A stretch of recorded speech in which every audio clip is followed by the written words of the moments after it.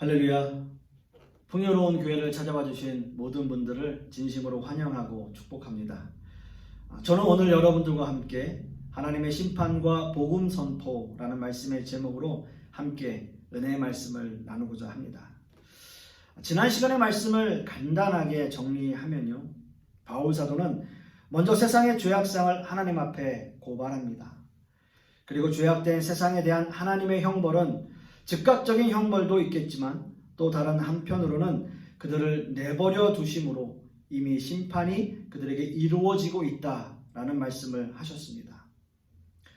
바울 사도가 이렇게 세상의 심판에 대하여 이야기하니까 그 당시에 유대인들이 너무 좋아했습니다. 유대인들은 이것이 너무나 당연한 결과라고 생각했던 것이죠. 우리야 하나님이 선택하였고 하나님이 율법까지 주신 민족이니까 구원받는 것이 당연한 것이고, 다른 민족들이야 하나님이 버리신 민족이니까 심판받고 멸망당하는 게 당연한 것이 아닌가라고 생각하고 있단 말이죠. 그렇다면 여러분, 우리는 이 시점에서 한번 생각해 보아야 할 필요가 있겠습니다.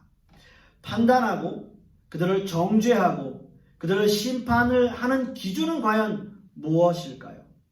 분명 누군가를 판단하기 위해서는 기준이 필요한 것인데요, 누군가를 정죄하기 위해서 꼭 필요한 것은 분명한 기준이고 또 정당성일 것입니다.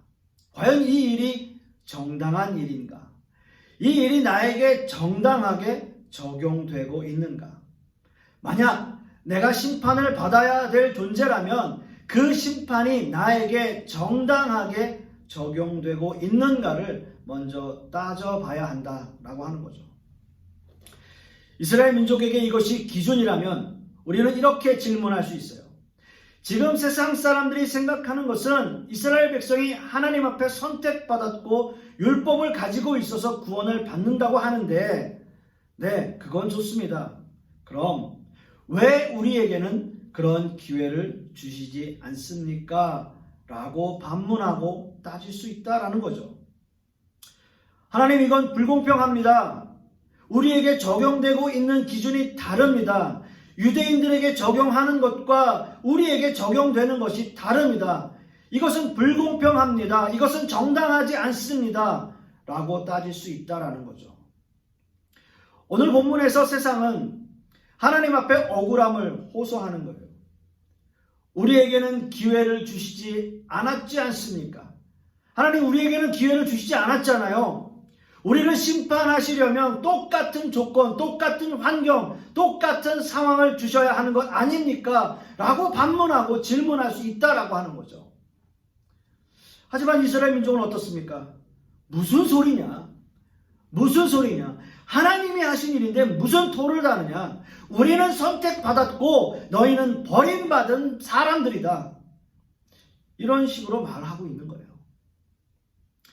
그래서 오늘 본문에서 바울 사도는 이 경고의 범위를 분명하게 말하고 있습니다.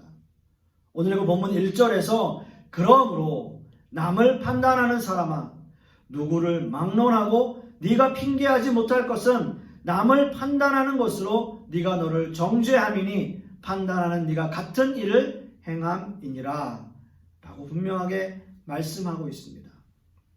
남을 판단하는 이스라엘에게 너희도 같은 죄를 저지르고 있다라고 말하고 있는 것이죠. 그렇습니다, 여러분.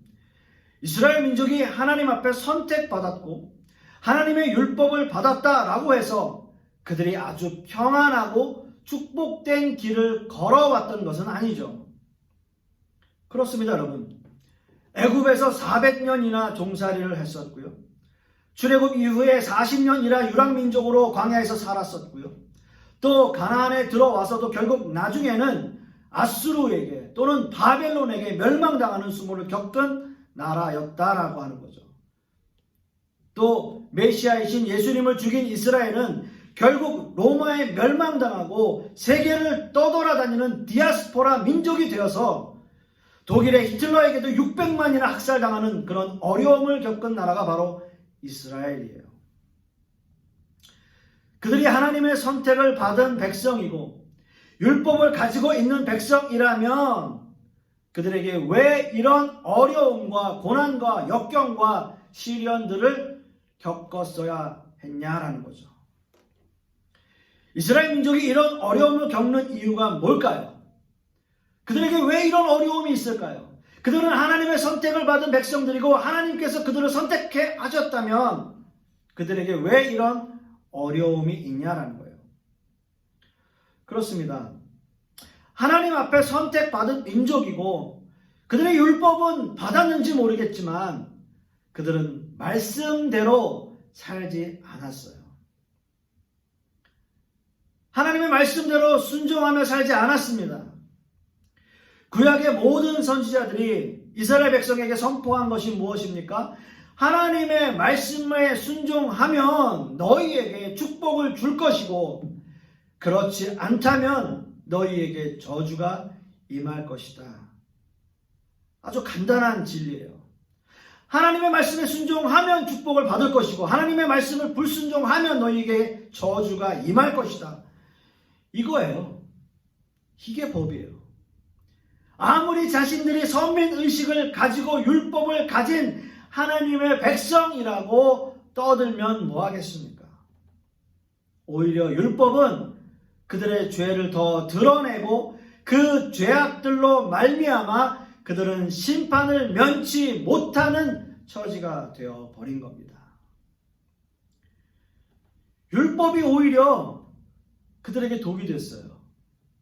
아무리 선택받은 민족이라 할지라도 그 말씀을 지키지 않았다면, 율법을 지키지 않았다면 아무 소용이 없다는 거예요. 여러분, 하나님께서 얼마나 자비하십니까?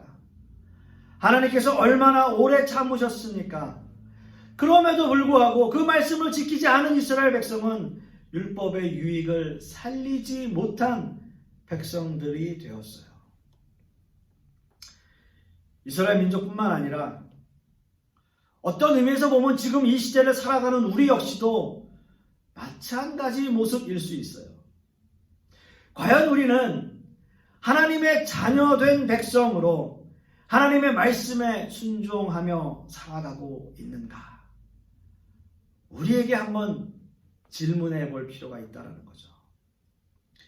그저 선택받은 백성이라는 그 자만심 하나로 남을 정죄하고 세상을 정죄하며 나와는 상관없고 나와는 다른 사람들이라는 생각으로 이 세상을 살아가고 있지는 않은지,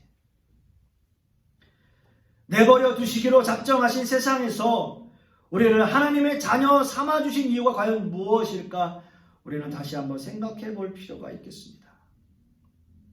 그저 내 마음대로 세상 살다가 나 자신만을 위해서만 사는 게 과연 신앙인다운, 크리스찬다운 모습일까요? 저는 그렇게 생각하지 않습니다. 하나님이 우리를 자녀 삼아 주신 데는 분명한 이유가 있어요. 저와 여러분에게 이 세상을 기독교인으로, 크리스찬인으로, 신자로 살아가는 우리의 모습, 분명한 하나님의 뜻이 우리 각자에게 있다라는 거죠. 과연 그것이 무엇일까요? 하나님께서 저와 여러분을 선택하셨고 우리가 하나님의 자녀가 되었다면 하나님께서 하나님의 자녀에게 원하시는 것이 과연 무엇이냐라는 거죠. 우리는 그 부르심의 뜻대로 살아가야 되는 것 아니겠습니까? 자, 다시 한번 우리가 생각해 볼 필요가 있겠습니다. 그렇다면 하나님은 세상 사람들에 대하여 어떤 정당성을 가지고 계신가라는 거죠. 이스라엘 민족들, 유대인들은 하나님의 선택받은 백성이라고 이야기하고 세상 사람들은 멸망받을 사람들이다라고 이야기한다면 과연 세상 사람들의 입장에서 우리는 어떤 정당성을 요구해야 하는가라는 거죠. 그리고 하나님은 세상 사람들에 대하여 어떤 정당성을 가지고 계신가? 제가 말씀드렸듯이 세상 사람들은 하나님 앞에 똑같은 조건과 환경과 상황을 요구하고 있습니다. 하나님께 자신들에게 주어진 심판이 정당하지 못합니다 라고 말할 수 있어요. 자, 그렇다면 그렇다면 반대로 율법을 받은 이스라엘 민족에게 율법이 유익이 되었는가 한번 생각해 볼 필요가 있습니다. 우리는 율법을 받지 못했다라고 한다면, 세상 사람들이 율법을 받지 못했다라고 한다면 과연 율법을 받은 유대인들은 과연 그 율법이 유익이 되었는가? 먼저 바울 사도는 과연 율법이 있는 것이 더 유리한 것인가를 설명해요. 율법이 무엇입니까? 율법의 역할은 죄를 드러내는 데 있어요. 죄를 드러내는 겁니다. 율법에 어긋나는 모든 행동은 죄인 것이에요. 그러나 율법을 모두가 다 빠짐없이 지킬 수 있는 사람은 단 한 사람도 없습니다. 자, 그렇게 본다면, 그렇기 때문에 율법을 받았든지 받지 않았든지 모든 사람들은 다 죄인일 수밖에 없다라고 하는 거예요. 자, 율법의 유익에 대해서 이야기하는 것이 아니라 그 율법이 주는 유익이라고 하는 것이 모든 사람들에게 없다라고 하는 거죠. 율법을 가지고 있든지 율법을 가지고 있지 않든지 모두가 다 죄인이라는 거예요. 지키면 복을 받지만, 율법을 지키면 복을 받지만 지키지 못하면 죗값을 치러야 하는 것이 바로 율법입니다. 그러나 그 율법을 다 빠짐없이 지킬 수 있는 사람은 단 한 사람도 없다라는 거예요. 그런 의미에서 율법을 받았든지 받지 않았든지 모든 사람들은 죄인일 수밖에 없습니다. 똑같은 환경이에요. 똑같은 조건이에요. 그렇다면 율법을 받지 못한 세상 사람들에게는 어떤 법을 적용하게 되는 것입니까? 자, 율법을 받은 사람들에게는 율법이라고 하는 것 때문에 그 율법으로 말미암아 죄를 정죄할 수 있어요. 그렇다면 율법을 받지 않은 세상 사람들은 어떤 법을 적용하게 되는 걸까요? 그것은 바로 인간 본성 안에 있는 양심에 따라 적용이 된다라는 거죠. 로마서 2장 14절 15절 말씀을 보시면 율법 없는 이방인이 본성으로 율법의 일을 행할 때에는 그 사람은 율법이 없어도 자기가 자기에게 율법이 되나니 이런 이들은 그 양심이 증거가 되어 그 생각들이 서로 혹은 고발하며 혹은 변명하여 그 마음에 새긴 율법의 행위를 나타내느니라 라고 말씀하고 있습니다. 자, 세상 어디에 가도 일반적인 상식, 그리고 일반적인 상식에 해당하는 법이 있습니다. 만일 도적질을 하고 남에게 해를 입혔다면 이것은 세상 어디를 가도 그것은 죄예요. 남의 것을 훔쳤다면 다 죄예요. 남의 것을 훔쳤는데도 어떤 나라에서는 잘했습니다 라고 이야기하는 나라는 없다라는 거예요. 그건 다 죄입니다. 이것이 어떤 의미에서 양심이고 인간의 본성 안에 있는 법이라고 말하고 있는 거예요. 자, 하나님은 이것으로 세상도 판단하고 심판하실 수 있다라고 말씀하고 계시는 겁니다. 세상이 억울해했던 것이 무엇입니까? 세상 사람들이 억울해했던 것이 뭐예요? 왜 이스라엘 민족에게는 율법을 주고 우리에게는 주시지 않아서 우리를 심판받게 하십니까? 라고 하는 것 아니겠습니까? 그것이 억울했잖아요. 그들은 율법을 받았고 우리는 받지 못했기 때문에 우리가 죄인입니까? 그것을 물어봤잖아요. 하지만 하나님은 율법을 주셨으면 주신 대로, 율법을 주시지 않았으면 안 주신 대로 그들에게 판단하고 정죄하고 심판할 수 있다라고 말씀하고 있는 거예요. 이것이 하나님이 모든 세상을 심판하실 수 있는 이유이고 정당성이라고 하는 거죠. 하나님은 공평과 정의로 세상을 심판하십니다. 그 기준은 정당하고 의로우며 어느 누구도 핑계할 수 없다라고 말하고 있습니다. 그렇습니다, 여러분. 모든 세계가 하나님의 심판 아래에 있어요. 세상 민족이든 이스라엘 민족이든 모두가 다 하나님의 심판을 피할 수 없어요. 또한 이미 하나님의 심판이 이루어지고 있고 그러나 완전한 심판은 아직 임하지 않았습니다. 다행히 저와 여러분은 하나님 앞에 선택받은 백성들이에요. 그래서 우리는 멸망의 심판이 아니라 영생의 심판이 우리에게 주어질 것입니다. 여러분 믿으십니까? 예, 그렇습니다. 아멘입니다. 그럼 우리는 어떻게 이 세상을 살아가야 할까요? 어떤 모습으로 우리는 이 세상을 살아가야 할까요? 그저 멸망받을 사람들은 그 사람들대로 나와 상관없는 사람들이고 우리는 우리대로 그냥 잘 살면 그것이 최선일까요? 그렇지 않죠. 하나님은 우리가 이 세상을 살아가면서 해야 할 일들을 우리에게 맡겨주셨죠. 그것을 우리는 사명이라고 불러요. 기독교 안에는 모든 성도에게 주어지는 대사명이 있어요.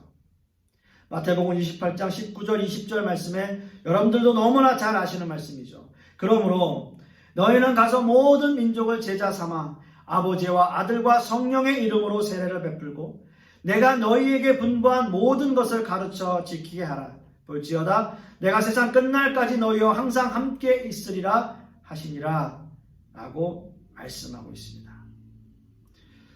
이것이 대사명이에요. 우리 모든 크리스찬들에게 주어지는 대사명. 그렇습니다, 여러분. 하나님의 자녀에게 주어진 사명은 바로 복음을 전하는 일이에요. 복음을 전하는 일. 이 복음이야말로 우리가 이 세상을 살아가는 이유고 우리가 이 세상을 살아갈 이유와 조건이 될 것입니다. 하나님은 아직도 세상에 대하여 완전한 심판을 유보하고 계십니다. 시편 103편 8절 말씀을 보면 여호와는 자비로우시며 은혜로우시며 노하기를 더디하시며 인자하심이 풍부하시도다 라고 말씀하고 있어요. 하나님은 아직도 세상에 대하여 자비하시며 은혜로우시며 노하기를 더디하시며 오래 참으시는 분이시다 라고 말씀하고 있습니다. 그 오래 참으시는 동안 하나님께서 오래 참으시는 동안 우리에게 주어진 사명, 그것이 복음을 전하는 일이다 라고 하는 거죠. 과연 우리에게 그런 열정이 있습니까? 하나님께서 우리를 택해 주셨고 하나님의 자녀된 우리 하나님의 백성들, 과연 세상을 향하여 복음을 선포할 그 사명이 우리에게, 그 열정이 아직 우리에게 남아있느냐라는 거죠. 과연 우리에게 복음은 무엇일까요? 이런 예를 한번 들어볼까 하는데요. 고속도로를 달리고 있는데 맞은편에는 사고가 났어요. 그래서 차가 쭉 밀려 있는 거예요. 그 반대편 길을 아주 쌩쌩 달려가면서 드는 생각이 있어요. 일단은 막히지 않은 길을 가고 있으니까 참 나는 다행이다 라는 생각을 하고요. 그리고 맞은편에 길이 막혀있는 반대편 차선을 보면서 아, 이거 말해주고 싶은데, 앞에 사고 났다고 말해주고 싶은데 라는 거죠. 그래서 때로는 창문을 열고 사고 났어요, 맞은편에 사고 났어요, 그래서 밀리는 거예요 라고 얘기해주고 싶을 때가 참 많아요. 물론 맞은편에 길이 막히는 차선에 내가 있다면 정말 답답하겠죠. 뭐 때문에 막히는 거지? 왜 막히지? 그런 생각할 때 있습니다. 사랑하는 성도 여러분, 무언가를 전하기 위해 가장 중요한 것은 그 일이 사실이냐라는 거죠.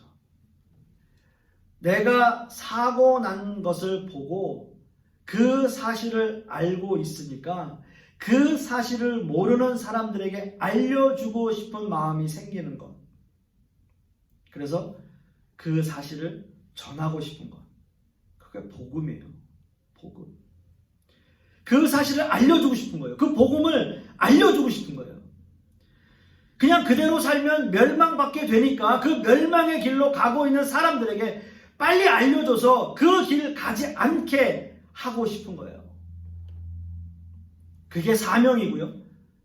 그게 우리가 전해야 할 복음이라는 거죠. 그런 의미에서 우리에게 지금 필요한 것은 열정이에요. 열정. 그 반대편에 있는 사람들에게 전하고자 하는 그 열정.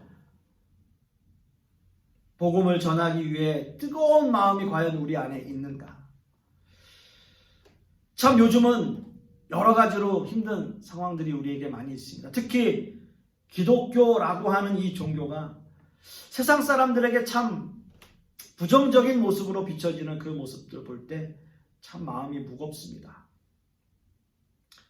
그러나 우리가 믿고 있는 것이 사실이고요. 우리가 가지고 있는 것이 진리라고 한다면 세상을 향해서 복음을 선포할 그 열정이 우리에게 있었으면 좋겠습니다. 사랑하는 성도 여러분, 제가 이 말씀을 드리는 것 여러 가지 이유가 있죠. 하나님의 심판이, 그 하나님의 심판은 누구에게나 주어지는데 멸망받을 심판을 피할 수 있는 길을 바로 저와 여러분들이 알고 있기 때문이에요. 그래서 이 말씀을 여러분들에게 열정적으로 드리고 있는 거예요.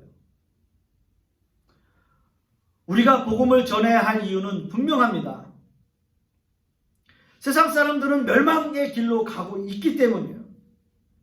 하나님이 오래 참으심으로 우리에게 주신 그 시간 동안 하나님의 그 오래 참으심의 그 시간 동안 우리에게 주어진 사명과 의무, 바로 복음 선포라고 하는 거죠.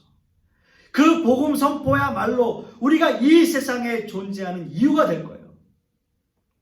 멸망의 길로 가고 있는 세상 사람들에게 하나님의 복음을 선포하는 그 사명, 그것이 우리가 이 세상에서 해야 할 일인 것입니다. 사랑하는 성도 여러분, 심판받을 이 세상에 대하여 담대히 복음을 선포하는 저와 여러분 되실 수 있기를 간절히 소망하겠습니다. 기도하겠습니다. 아버지 하나님 감사합니다. 멸망의 길로 치닫고 있는 이 세상 가운데 우리에게 주어진 사명, 그것은 세상을 향하여 복음을 선포하는 그 길일 것입니다. 우리에겐 그 사명이 있습니다. 복음을 전하는 겁니다. 그 복음을 전하는 사명을 가지고 이 세상의 사명자로 살아가는 우리 모든 성도님들 되게 하여 주시옵소서. 주님 감사드리며 예수 그리스도 이름 받들어 기도드렸사옵나이다.